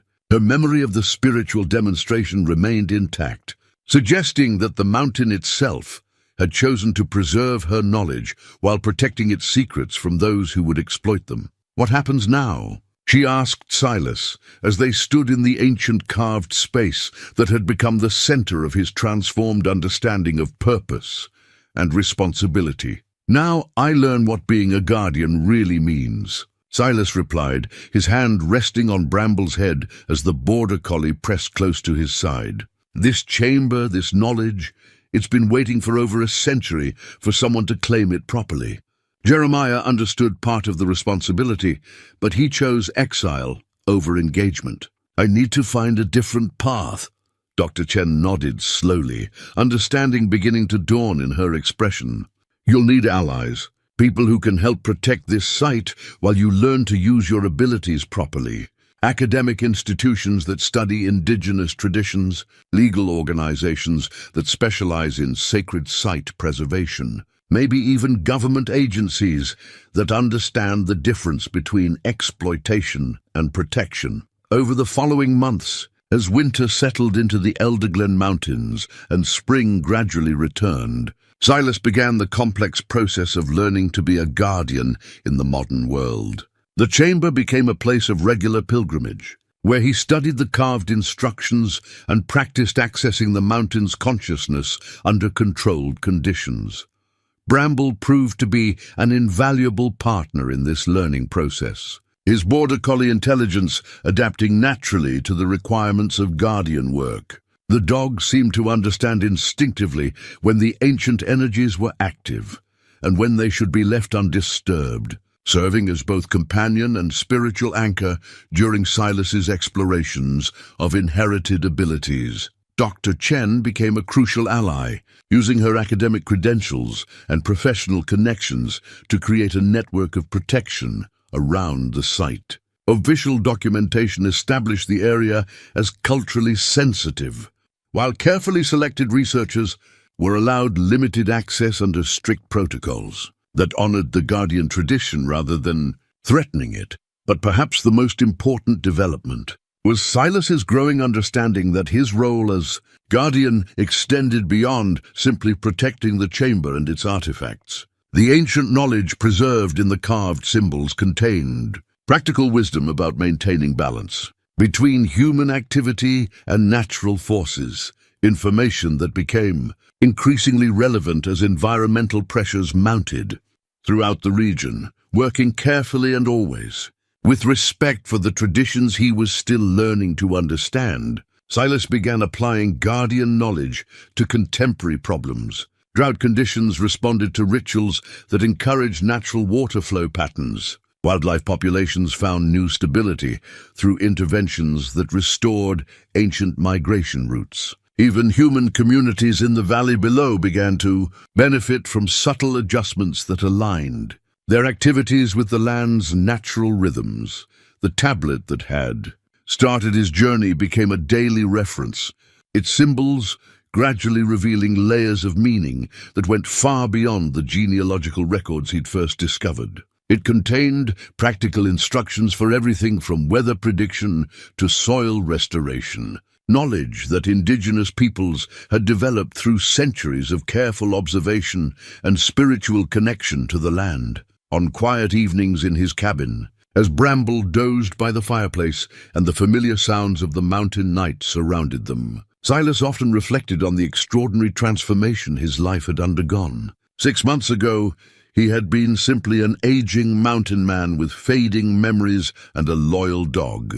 Now he was the active guardian of wisdom that connected him to both his ancestors and the land itself in ways that gave new meaning to every day. Martha would have understood, he realized. Her careful organization of family papers, her insistence on preserving stories and traditions.